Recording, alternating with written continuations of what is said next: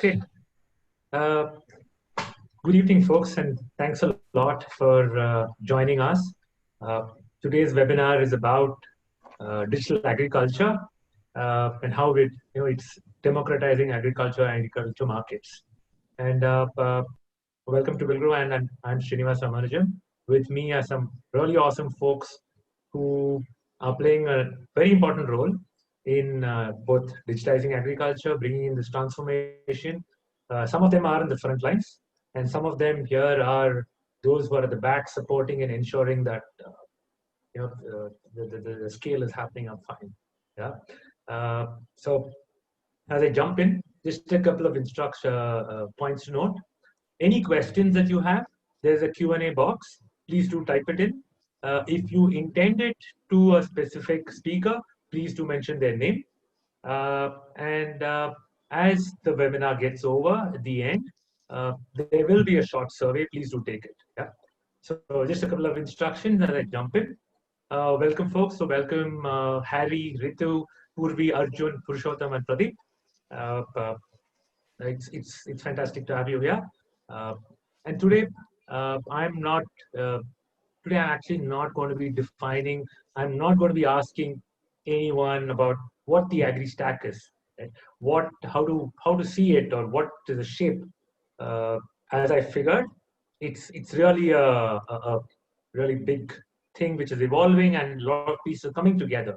But instead, I want to focus on the things which make it work, about the glue which holds it together, and the things which are we can work on, right? And which will help entrepreneurs who are listening in, folks from multilaterals and foundations and financial institutions, things that they can latch on to and go back and probably work with, or even come back and ask us. Yeah. So what I'm hoping to cover today is a bunch of things to see whether we can get a systems view of connected agriculture. Second is see how to make collaborations happen. The third is the role of public institution, and last, see how we can gain more of the data that's there. Yeah.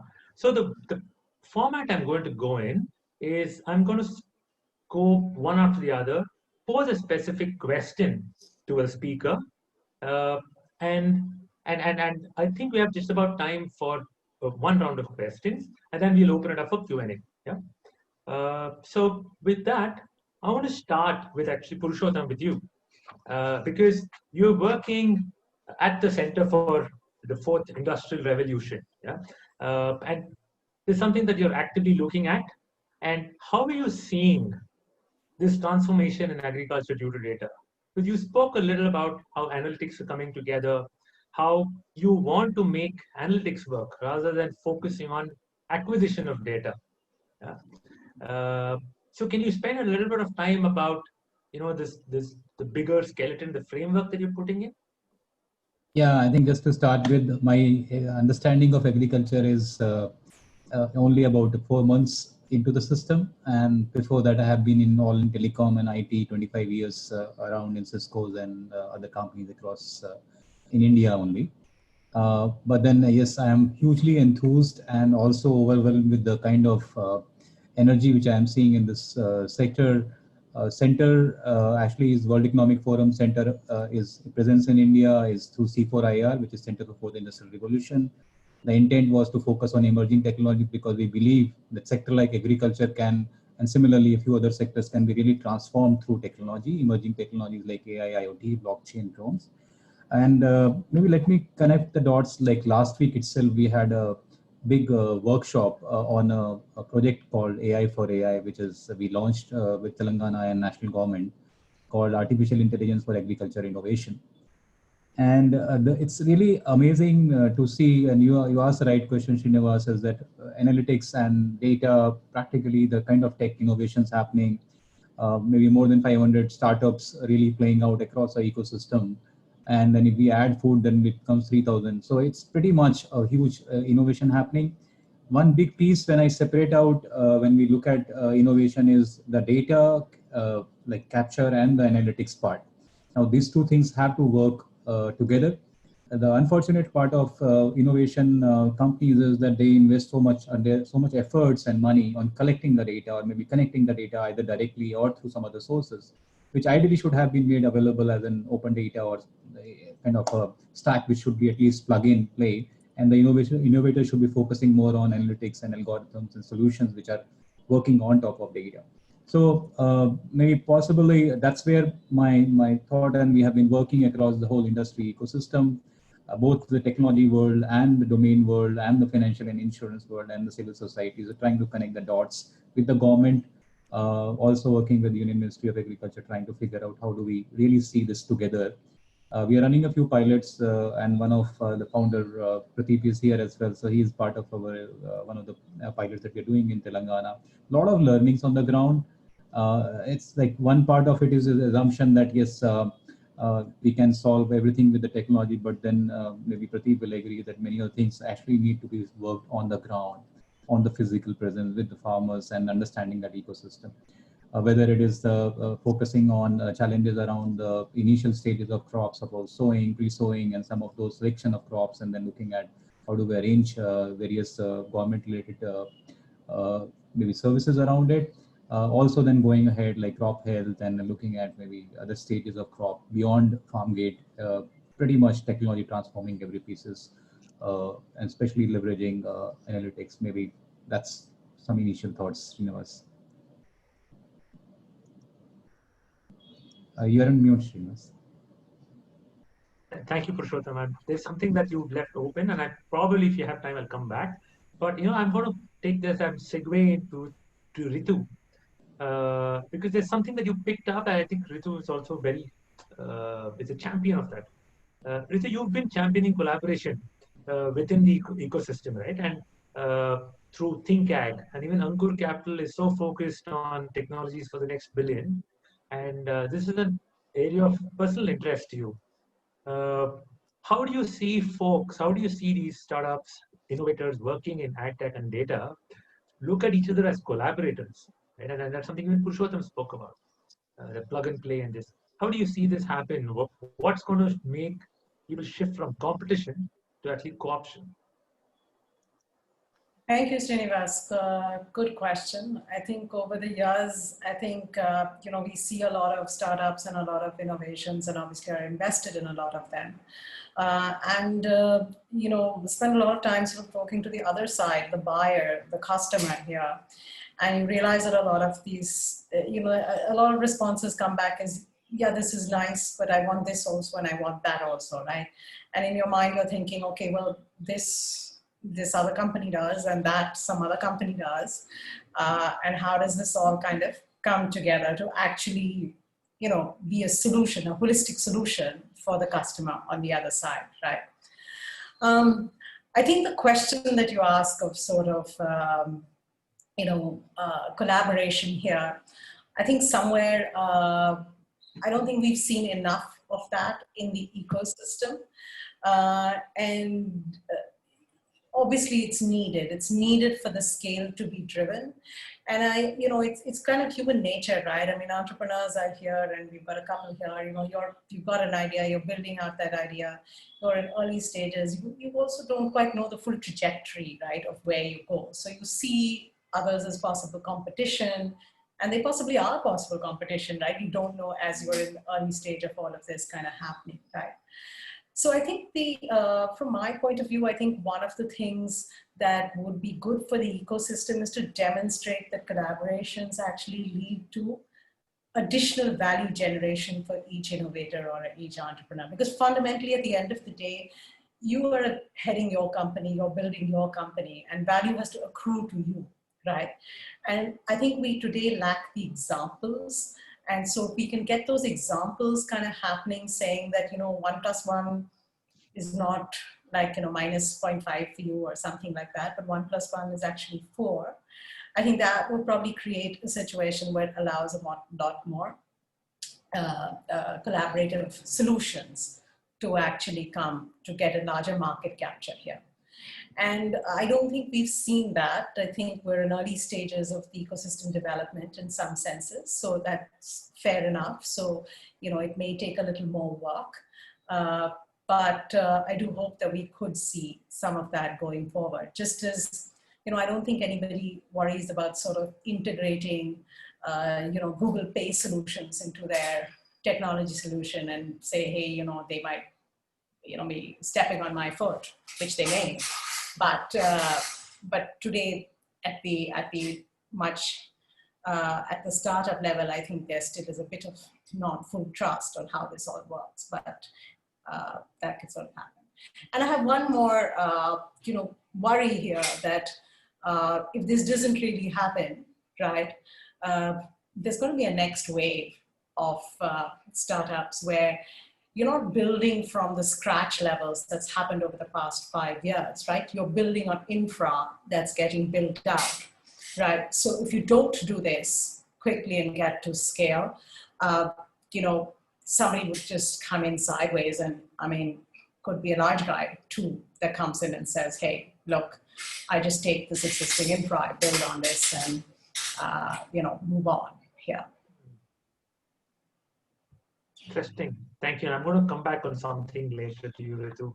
But I want to move to you, Harry, because this perspective of people wanting to work together, even building infrastructure. What I find interesting is that you're taking a more holistic, a systems view of it, because you have a play both upstream and downstream.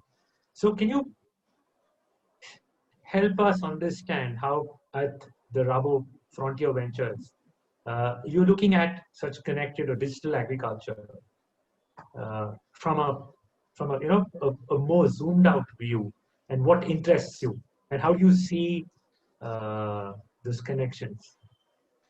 Yeah, well, thanks for having me here in the panel. I'm honored to be part of the panel.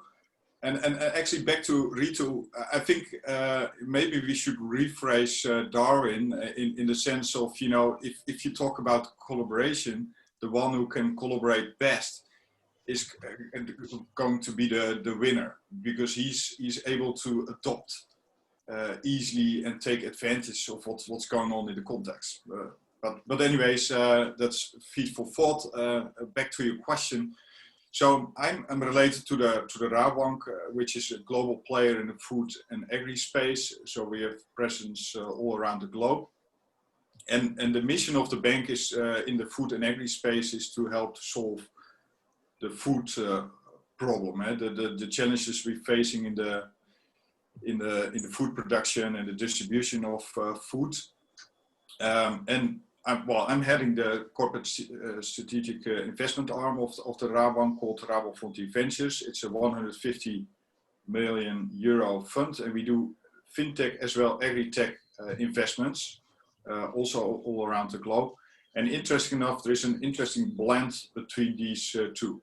And I think, you have some panelists who can elaborate on that later on, like Jai Kisan and Satsur. But that's also our sweet spot, and that also relates to the mission of the bank. Because if you translate that into the investment thesis of our fund, it really starts about on the farmer level. How can you actually improve his position in trying to lower his costs, getting better insights, also in his risk, but also can you improve his margin. As well, going to the food and ag value chain, how can you achieve efficiencies, not only in India itself, but as we all know, food and ag value chains are globally. So how can we achieve efficiencies, and also in terms of reducing food losses across the food value chain, because we all know this magic number of 30% of food losses, starting at the farm level and down to the consumer. So if you look at the AgTech ecosystem, we pick certain subsegments because we think that contributes really to the investment thesis I just shared. So it's from an upstream part, so providing the inputs to farmers, and that translates actually into usually saving costs for the farmer. If you go to the downstream part, so to the market, it's really about trying to make market linkages from what the farmer is producers to the off takers, and that finally translating into better margins for the farmer. And it's also about, you know, getting in better control of your business itself. And that's really where data comes in. So how can you actually facilitate the farmer in making better decisions? And I've seen some interesting examples in precision ag, where satellite imagery companies actually translate the satellite data into actionable insights. And the final area, of course, well, I'm related to a financial institute. It's all about, you know, can you actually make tailor-made financial solutions for the farmer as well to the stakeholders in the food and ag value chain. And it starts already on a very basic level, you know, because most of the smaller farms are unbanked. So how can you actually make these smaller farms banked? And then on top of that, how can you facilitate them in working capital facilities or insurances, etc. So we pick certain segments, do specific investments in that area and try to link these investments together. And so we think from that we can actually build up from the ground level up and sort of AgriStack solution for farmers on the long term. Interesting. Thank you. I have some points, and I'm going to come back to you later, Harry. But I want to move to Dr. Mehta. You know, the foundation, the Bill and Melinda Gates Foundation, is focused on not just improving quality science, you know, inputs, but you're also focusing on strengthening knowledge systems, right? And that's answering back in a lot of ways to what Harry pointed out, or maybe something which is not working today, which is that trust, right? Or that belief. And I actually saw a question here saying that awareness doesn't exist. So how do you see the systems that you're working on, or what the foundation is working on, to reduce that mistrust and increase the ability to comprehend what's happening, so the people can come together? Thank you very much, Srinivas. And I think the title of the seminar that you have here, which is Democratizing Agriculture Market, and partially answers the question that you are just asking. I think the biggest trust in farmers, and when I say farmers, I talk about the developing country farmers who are predominantly low input, low output type farmers, but holding huge business propositions, right? And so predominantly the biggest challenge right now is, I absolutely understand the challenges with low productivity and so forth, but the largest solution that the farmer is asking, especially from the various AgTech investments that the panelists are talking about, is in market-based solutions. One of my favorite expression is that the farmers don't farm because they're interested in country's food security. Farmers farm because it's a business proposition for them, right? And therefore, whichever technology, whichever solution, whichever company for that matter, that makes any difference to their ability to make more income immediately makes sense to a farmer, right? And we often sort of, there is a mismatch. We often do a lot of emphasis on the production side and not so much for the market. So as far as digital agriculture is concerned, and the technologies that the technology solution from the private sector also is concerned, I think there are in three types of buckets, right? Number one is market participation. What are the various solutions that a company can offer to a farmer for better market participation, right? So that's one. That includes the futures market, price discovery, all of those kind of things, right? The second is the payment mode, and Harry just mentioned about the financial solution. So the entire so what the farmer is constantly looking for is, I would say, uncorrupted, payments coming to them. So without the cuts and those kind of things, and the speed of payment. Speed of payment in a small agriculture household, which represent about 85% of this country's farming household, for example, speed of payment is a very, very important priority. We know, we have evidences where farmers sell out just at 30% low cost, just to get the payment 1 week earlier. So speed of payment is going to be the second one. And the third bucket, as you mentioned, is the access to knowledge. And within the context of access to knowledge, it is not just about the production type knowledge, but the biggest gap remains in market related, business related knowledge to the farmer. So keeping these three things, I think there are huge business opportunities, and those big opportunities come perhaps not from farmer to farmer to farmer.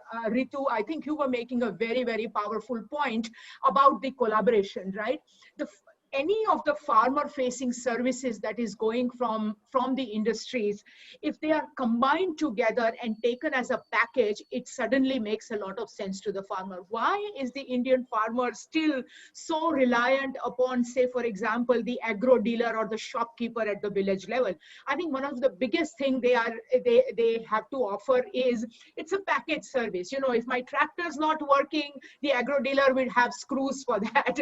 If there is a pest attack, they have pesticides. So it's a common. So I think companies going to the farms with a collective solution, I think makes a lot of. So venture capital also, while there are many specialists and fields, I think there needs to be somebody to run a common thread across that. So the power of aggregation, both at the farmer level where they collect as 1,200 farmers in form of a farmer producer organization or whatever, but at the same time in the solution as well. My last point, Srinivas, is we are often getting into this rut of a solution chasing a problem rather than a problem chasing a solution.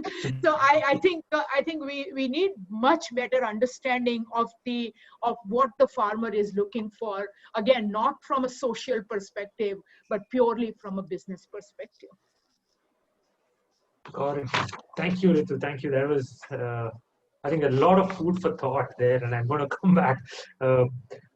In fact, you know, while these conversations are happening, I have a person here who has been doing it on the ground, making information flow, co-opting farmers, co-opting institutions, and getting that trust going and treating farmers exactly as they are, as business people. So, Arjun, I want you to sort of help us understand. You know, Jai Kisan has been really successful in making this collaboration work across institutions, right? And as you work on the ground in your financing solutions. So help us understand how this collaboration worked. How has it benefited all, right? So in a way also directly answers Dr. Mehta's question about, has it answered in the knowledge, increasing knowledge of business, you know, market access. So what worked, what didn't, what's the kind of data that you were using, and you know, even finally, if you could, what is it that you struggle with? Sure. Thank you so much, Srinivas. And just want to take a quick moment here and, thank Srinivas and Pradeep, and especially Villgro and the entire SatShow team for setting this up and bringing such a solid group of panelists together on this seminar. I represent Jai Kisan. We are a financial technology platform that helps connect the lenders to borrowers across rural markets, primarily farmers, and we help them do so in a low-cost manner and in a risk-adjusted manner as well. We fundamentally are a B2B2C model, right? And the second I say that, that means that we value collaboration significantly more than competition. The size of this market fundamentally states that the winner, as many panelists have kind of described, will be the party who's able to collaborate well enough with each stakeholder while providing a significant value proposition to each of them as well. So if us as a startup or somebody else as a startup comes up and says, we are going to remove the middleman and we are going to work directly with the customer. Yeah, that's a very bold and utopian statement. But removing a middleman who's been the key player in that market and the key pillar of support for that farmer for the number of decades going back, right? As Dr. Mehta also kind of mentioned, right? Why is the agro dealer so important in the life of the farmer, right? Because he or she gives a fully packaged solution to the farmer. gives inputs on credit, right? Assists the farmer to sell the produce when the produce is actually harvested, and helps them deduct it at source. Thereby, the farmer doesn't need to pay any fundamental. Obviously, all of this is extremely inefficient, unorganized, and thus priced at a significantly expensive price point where the value proposition is not able to flow down to the end customer, namely the farmer, and thereby the impact is not created. So what we do here at Jai Kisan is we use the middleman, the middle B, to be able to acquire the customer, help underwrite the customer, and facilitate capital to the customer, namely the farmer, to be able to transact with that middle business. So we work with two entities primarily, either the seller to the farmer, which can either be the agri-input player or the agri-equipment player. And we help them finance their farmers for purchases at their locations.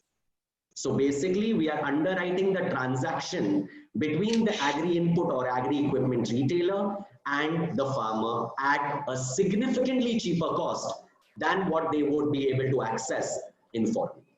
On the other hand, we work with buyers who are procuring produce from farmers.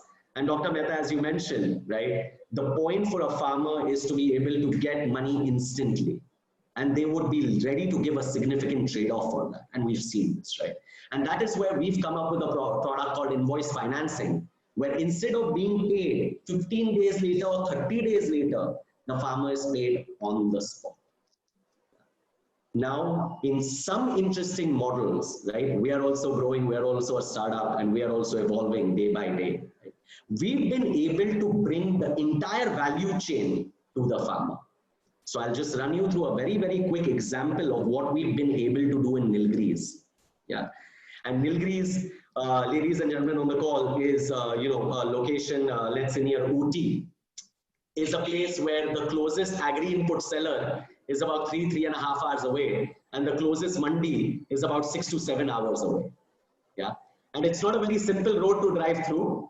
Okay, it is a very strenuous terrain road to get through, and hence an individual farmer, much like they can in Nashik, cannot really go and access the mandi very, very easily. Okay.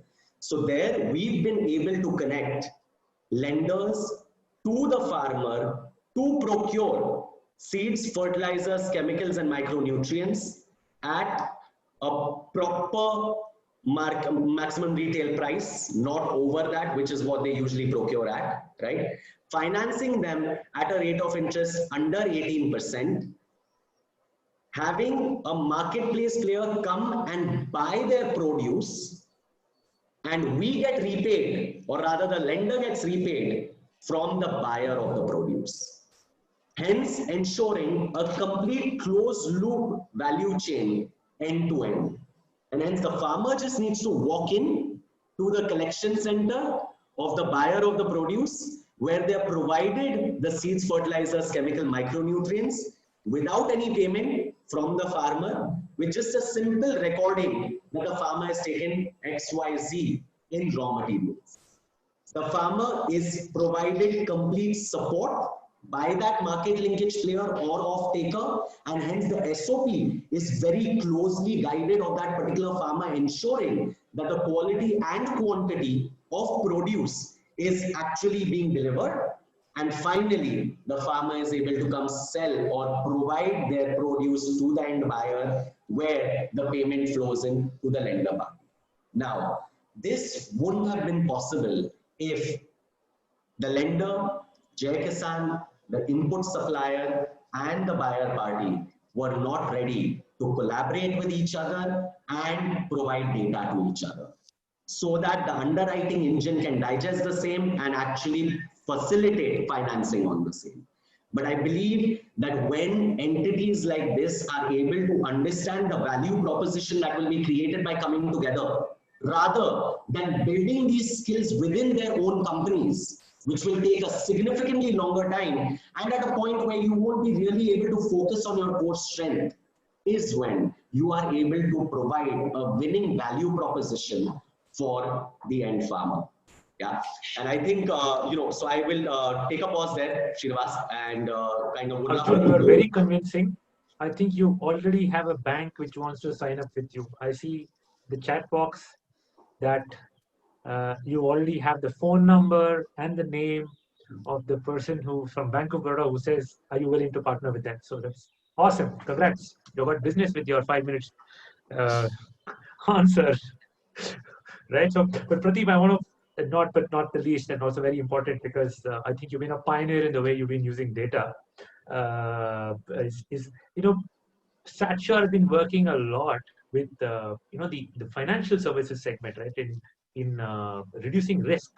I think you found something very interesting where you focus more on the larger players, right, who were trying to sort of reduce their discomfort in working with us in agriculture. Uh, and you also have ambitious plans to transfer this to other places. But how I want to understand about what is it about your solution that helps it cut across, helps it work for so many different people across the chain, right? Uh, that's one. And the second, as you share this information across the chain, aren't you worried that your information will be put to unintended uses? Thank you, Srinivas. I think that's a very interesting second question. So let me tackle the first one. See, in the last half an hour, all the panelists have highlighted some of the key issues which are plaguing the agriculture sector, and so many people on among the attendees also have highlighted lack of literacy, lack of collaboration. Then you have lack of speed or efficiency in the market to deploy capital, or to make or to get for the farmers to get payments. These are some of the challenges which we were looking at, because our competency and our background at Satshar, or the founding team, was actually not in agriculture. We come from a space technology background, and we have only played around with data at scale. However, we realized that such kind of data in unison is not going to be able to solve a farmer's problem as of now. That was the first realization. However, it could solve a lot of structural problems for people. Let me give you an example, a very different example. If you have to go from point A to point B and you have a road, how will you reach faster if the road is very smooth, like a good highway, not a potholed road, right? So what today, for enabling, we need enabling efficiency in the agriculture markets, enabling speed, efficacy in the agriculture markets, we need a very reliable data and communication infrastructure. And that infrastructure, that equivalent of a road, is potholed today. So a lot of organizations who are working in different segments of the value chain are addressing one or the other part of it. And that is where we kind of pitched in with a completely alternate data set, and created a highway, a data highway, that people in the financial services, especially banks and insurance companies, could utilize and make their decisions effectively, fast, and with the necessary efficacy required. Because it is the biggest challenge today of in agriculture, that the need for capital in a timely manner is not there. For example, when Arjun was speaking of the innovative products they have designed, I was just thinking about it, like how can we create even shorter loan products, like something that has to be repaid within 10 days. For that to happen, you need to process and recover it within that time. So you need to have a very robust data and communication infrastructure, which helps you to connect with the farmer, because at the end we are all speaking of the farmer, right? So that is the place where Satshar, as we have created or tried to create a dent, and it has worked, sometimes not.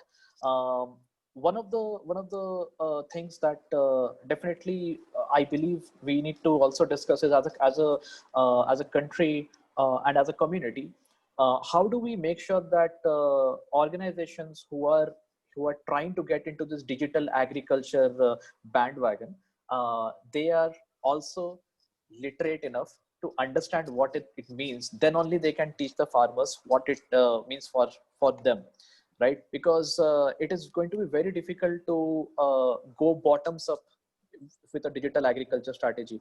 And by working with these banks, governments, insurance companies, we have taken a very top-down approach. Obviously, therein lies the second question that which you placed about how we how our data could be used in a manner which is probably biased towards a certain group of people, which is absolutely true. And that is, I think, the nature of the paradigm of AI, I would say, especially in sectors like agriculture. So if you look at it, there is no framework today. There is no framework for people on sharing data, because there is no interoperability of data.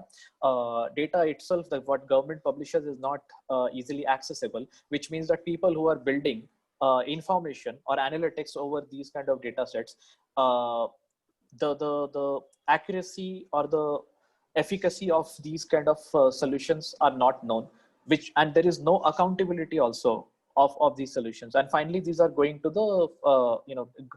these are going to farmers who are ending up making decisions that affect their finances and their lives. So we have been very much working intricately with several stakeholders. Actually, Purushottam is here. World Economic Forum has been leading the AI ethics in agriculture dialogues, and stuff like accountability, transparency, explainability of models, the technical robustness, security, privacy of the data, fairness of the data, diversity and inclusion. All of these things are components that are being built today. So that is also a part of this highway, the entire ag data data infrastructure that we are all speaking about, where companies like us with competence in satellite and other alternate data, along with companies which are working with the farmers, collecting their data, doing market linkages, all of them form a different components of it. So I hope I was able to give like some answers here which resonate. You did. In fact, for me, because what I picked up is something quite provocative. Yeah. So, of course, don't quote me. This is something which is I'm finding interesting here. Is should we? So, two questions I have, and anyone can pick it up. Should we even bother about ground data so much? Because you're never going to get it right. You're never going to get the granularity at the level that is perfect, and it is outdated the moment you got it. So the question actually is to an investor and to a startup, does that actually matter? I'll let Harry go at it first, and maybe then Ritu. Yeah. Well, that of course you need to have the ground data right. So if you want to build out a proper risk model, you need to do that on the right data, because otherwise you will never be able to provide financial services to the farmers or players in the food and ag space. But if you talk about data, I think the government can play an important role in the sense of, or related to the government in terms of standardization of data. And so that's also what I've seen in Europe. So a very important topic which actually can help also build out a marketplace where you can actually have all these services together, is having standardization on the APIs, because so that's one thing. And of course, also from a security perspective and privacy perspective, so that data is also taking handled carefully.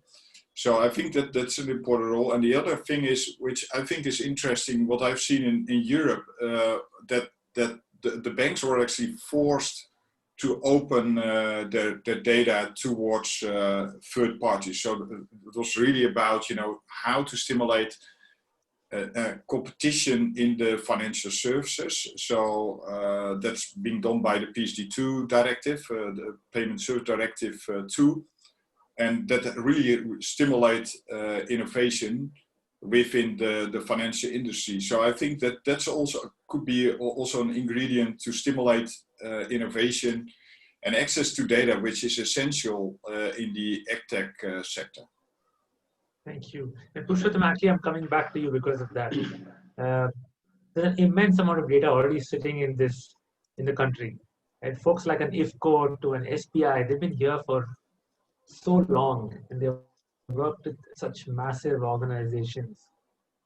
How can that kind of information sort of really give a jump start to digitization and democratizing agricultural markets? It's today one massive walled garden.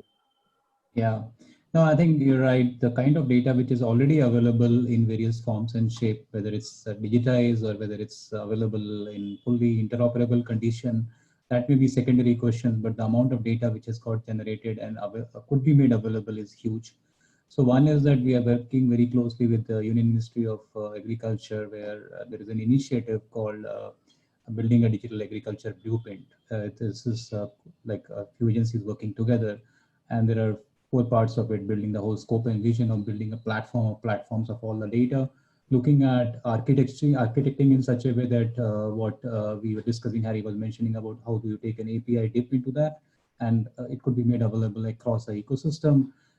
Building standards and operability, and then the 4th one is the institutional structure to make it operational. So that's where these 4 pillars are being worked within Ministry of Agriculture. While in Telangana state, which we worked, which Pradeep also mentioned last week, between like a partnership between state and Union Ministry and few other ministry that we're working on, along with the industry.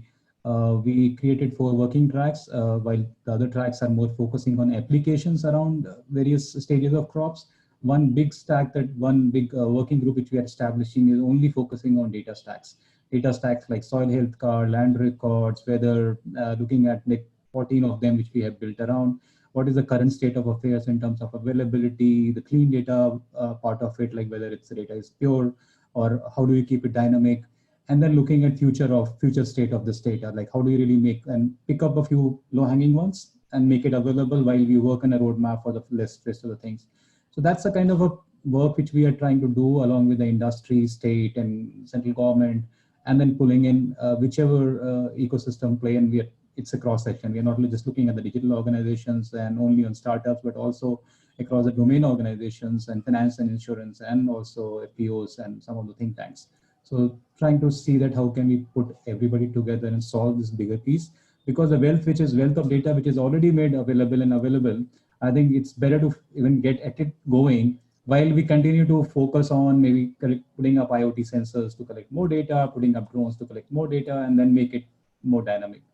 So that's something which we are trying to initiate, try to do a grounds up, look at whatever is available, build a roadmap so that everybody can benefit. You know, what you're saying for me is quite interesting, because then what I would, in my opinion, what I would prioritize is things which drive velocity, right? So rather than looking at, I think Dr. Mehta alluded it really well, this is not a charitable exercise that a farmer is doing for us. It's business, right? And like any other business, you're going to look at the velocity and the turnover and the flows of it. So what if we just had to focus on what's going to create more velocity, get the flow going and debottleneck it? Like Jai-Kisan, you're doing it in reducing risks, reducing the friction for a transaction, right? So what else can we do as an investor? Where do you think we can focus on and motivate change, or just push change such that it's focused more on market, focused more on creating demand, and such that the flow is smoothen out? I mean, Ritu, either you or Harry, if you could. You already see that happening, right? So if you look at capital flows, right? I mean, majority of capital flows in this sector, right, is going on to the market side. 75% of what that has come into India over the last 5 years has gone into market, market in agri, right, basically here. So, I mean, it's not, I mean, an investor is going to look at this, where is the opportunity of what it is, and from demand side stuff as to what's kind of happening. And you see that kind of happening already, right? I think it's 5 years into all of this, right? But over the next 10 years, I think you will see the sort of the new market linkages and the market linkage companies kind of evolve. Right. And whether they're incumbents entering the space or new guys entering the space, I think digital is here to stay, right? It's just, in a country of the fragmentation that we have, the only way you address, cost of doing business is by actually using and leveraging technology for scale, right? Otherwise, you're going to be stuck here. So I think you'll just see more of that happen, right? And I think you'll see this data, right? So I think the interesting question here is, your earlier question, I mean, the value of data is if you can make it real, if you can make it actionable, whether I can do something with it. And, a macro level data is useless to everybody, right? If I want to buy tomatoes, yeah, I grew tomatoes last season and this district produced X, but if you can tell me where, when, how much, what price, what quality that I can buy at, that's actionable by me, right? But general, I already have the general knowledge this district grows tomatoes, right? I mean, that's not really the challenge yet. So I think, but the question here is that there is some infra level data, right? And then people build on top of that, right? A lot of startups are actually also starting from the infra level, right? I mean, let's take SatSure, right? Prateek, I know you've gone through challenges of access to satellite imagery and all of that kind of stuff, right? Where fundamentally, as a startup, you're dealing with doing that essentially. But if there could be, publicly available infra data, right, that people build on top of, but that data has to be good. Okay, I mean, there's no point building on data that is if it garbage in, garbage out kind of situation is not really going to help, right? But that infra is what everybody is starting from, right? Like, I mean, I'm sure Arjun has to go do KYC, all of that kind of stuff, I mean, that's all cost, time, effort, right? Where, we're all Aadhaar, right? Like, what is the KYC? Why can't this be sort of, where is my availability of that data? Then I start innovating on products. I start innovating on other solutions here that I see the market kind of needs, as opposed to trying ground up to build infra data. That piece, that layer is something I think that's missing, which then limits what's happening. Thanks, Susan, because what you're saying, and actually, Dr. Mehta, I want to come to you. And I look at it as infra data, and I actually wrote it down as data which is more flow, right? Which is like a newspaper. It is expired the day it's created. And I was just thinking about stuff like certifications, right? There's more value created, say, from organic farming or from things which are more traceable. Yeah. Why is it? How does that information go down to smaller and smaller farmers? How do you find adoption? Like, so when you're looking at as the foundation is working on systems to drive better practices, or even just put in infrastructure for knowledge dissemination, what kind of challenge do you face? And I also sense there's a lot of cynicism at the end, receiving end, right? Why does that exist? Several things. I think to build on what Ritu just said, it's not the technologies that has, or the solutions that are sort of looking at the cost of doing this business for farmer, but at the same time ease of doing business for farmers. So these two are the most attractive and offers much more incentive. In terms of the knowledge in any of these things, Srinivas, I think you're right when you say that, right? But let's also face this. Today, India has, I think, the fewest number of per capita or per farmer extension workers, right? So we've always said that, and we've always had the data such as only 41% of the farmers have access to any knowledge and so forth. The information technology has totally changed that, right? 86% of the household, not farmer, but the farming households in this country do have access to a cell phone, for example.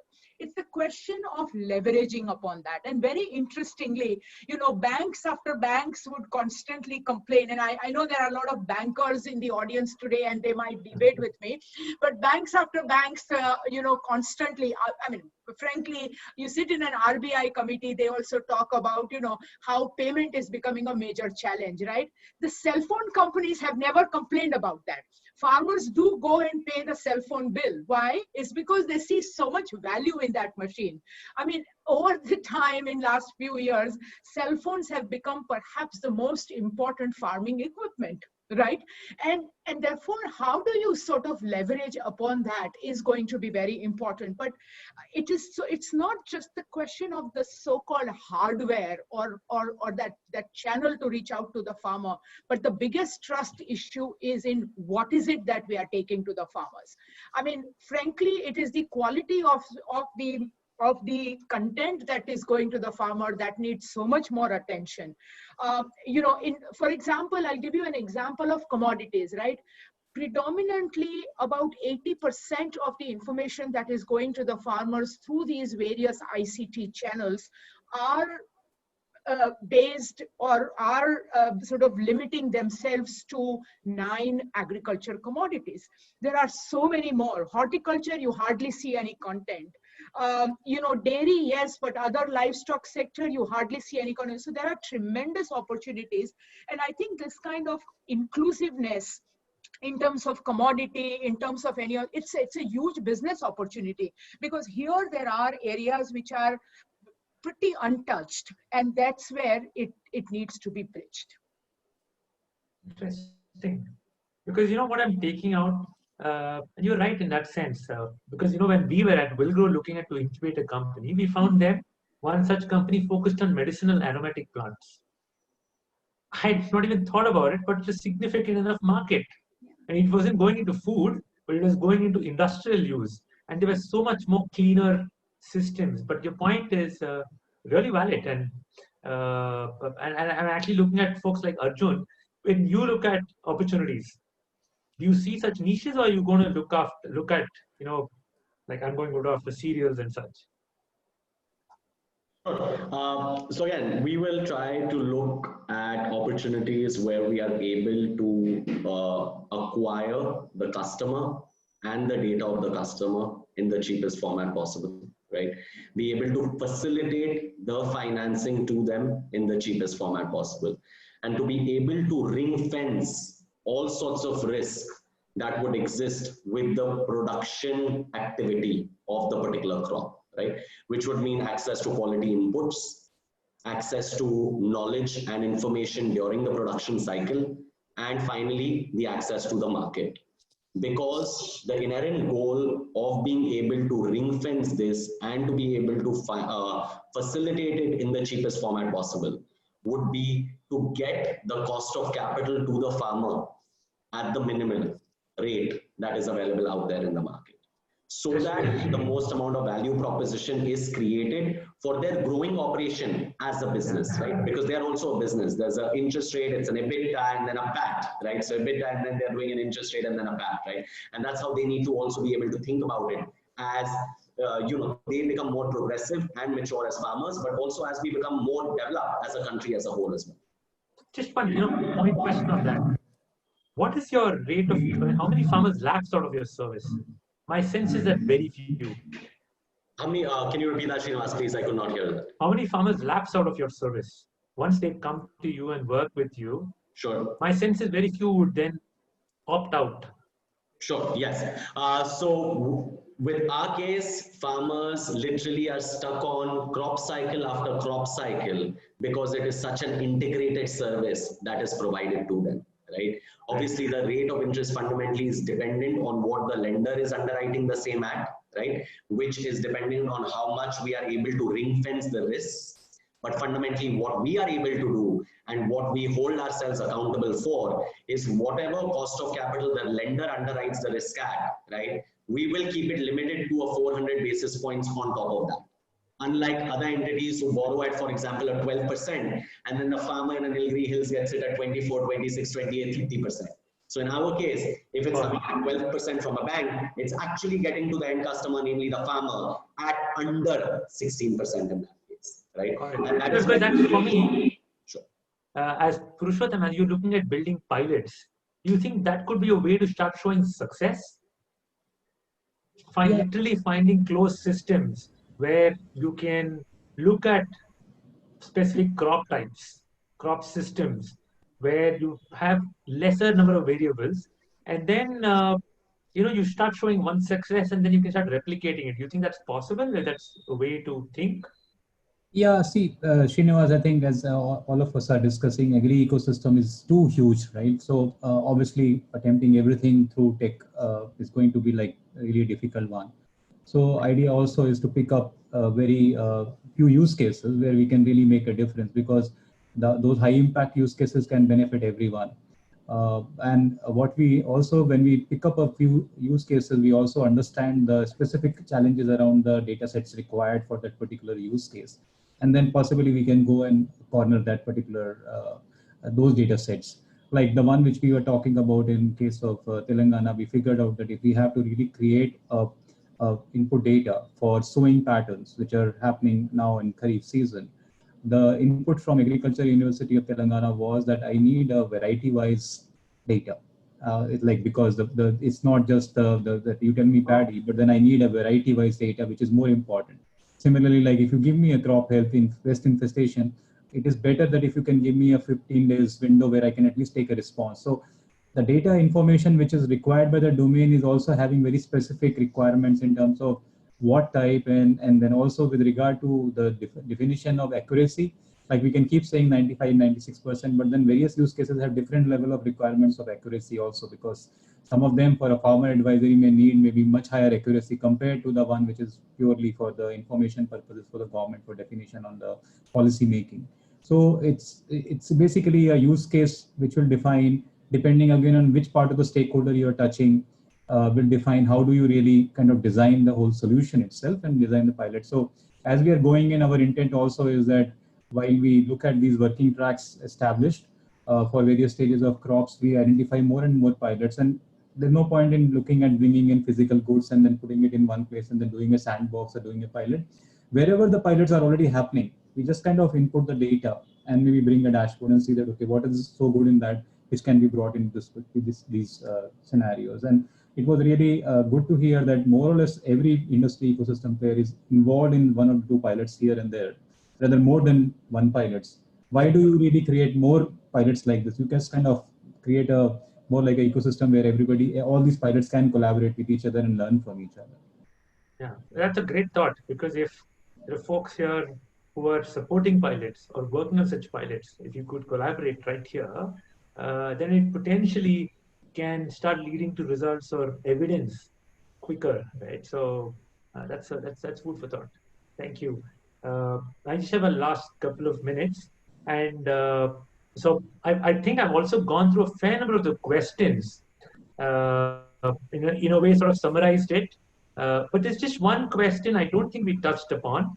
Probably Dr. Mehta and Harry, both of you could have a perspective, because there's, as usual, interest about how India is faring versus other similar markets as far as the digital revolution and use of data goes. And in this particular case, people are interested to compare us with Africa. What is our rate of adoption? What's the kind of challenges versus them? That'll be quite useful. Maybe there's something to learn from that continent. Well, I think you have a famous saying, eh? If it works out in India, it's going to work out everywhere. So isn't it right? But I think if you compare India and what's going on in the AgriTech ecosystem and how people are actually collaborating, I'm actually very positive. But you need to acknowledge that you're still in the early stages. Eh? So if you compare fintech with agri-tech, it's lagging behind like five years or so. So it will come, and at least you have the ingredients to build out a great ecosystem. And there is an increasing activity of investors, also top investors as well, big tech companies in India. So, and if we compare India with with what's coming out of Africa, I think you're actually better positioned, and it has to do also with how the startups are actually financed. Well, I saw some questions about how to get funding as a startup, but most of them are privately funded, and I think NGOs and grants is on one way a good thing. But sometimes what I notice, especially in the AgTech sector, a lot of things are more or less mission-led, because we all think about, you know, the huge challenges we are facing, and so that needs to be solved. But sometimes we lose reality in the sense of, well, what kind of problem are we going exactly to solve? And is someone actually willing to pay for that? And I think, back to your question, I think that's actually well organized in India. As well, you have a huge amount of talent, and because if you look at founders of the AgTech companies, a lot of them are, you know, educated at top universities in US, but in India itself, you have a huge source of talent as well, which is way more fragmented in Africa. So I think you can have a leading position not only in India but also in the neighboring countries, as well in Africa later on. But I think the challenge is to build out scalable solutions, and that actually comes back to one of the issues we mentioned before. You know, talking about adoption. Is it really actionable for the farmer? Is it attractive for the farmer? So till now, I've seen if you have a direct to farmer model, it's difficult to scale. So the customer acquisition costs are relatively high churns. So that needs to be cracked first before you can actually scale it to somewhere else. Awesome. No, thank you. I'm also yes, Dr. Mehta, you were going to say. Yeah, Harry, if you believe that if it works in India, it works everywhere, then be assured it will work everywhere, because I think it's working out here. I mean, of course, there are major gaps, right? We are talking about 1/4 of the world's farming population which reside in this country. We're talking about 11 agroclimates. We're talking about, you know, lots of diversities. But I think a general statement, if one can make, I think it is working out. And there are several evidences to that, right? A recent COVID crisis, for example, gave us the power of data. I mean, how much data we are all sitting on. I mean, the government, for example, it took them 11 days to reach out to 600,000 farmers. So there was those kind of infrastructure available. Again, the variation exists, but those kind of, you know, most states now have what they call it as, and Purushottam, you've used this word, you know, what they call it as dashboards, right? To constantly monitor and so forth.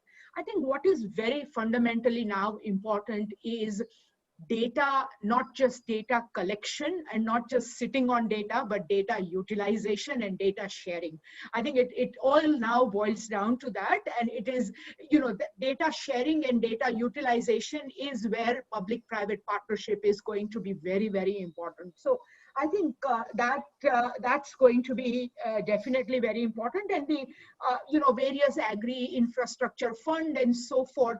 I think we need to somehow reboot and redefine what is the role of the public sector versus the private sector, or the combined role. You know, the public sector needs to, rather than being a predominantly regulatory role, get into a development role, and private sector needs to self-regulate them a little bit more, but at the same time tap into the structure, including data infrastructure and all that. And you mentioned about the capacity of the farmer and so forth, leverage upon that. I think we are at a position right now where we are kind of almost there, right? And it just needs to, you know, these little pieces needs to come together. I also sense that we are out of time, but I think that was a fabulous point. As in, I think what I've left to the conclusion that we are not data starved. It's just that we got to figure out a way how the data is going to work for us. And I think there are pieces working together already, but just keep the eye on what's the value, right? What's the quality of it and how we're connecting those pieces. And I think some of it is already falling into places. So fabulous. Thanks a lot. I'm hoping we can continue this conversation outside, because at Villgro, we are super interested to see how we can help get some of these pieces work. I know many of you are great friends, and I'm going to come back to continue this conversation. But thanks a lot.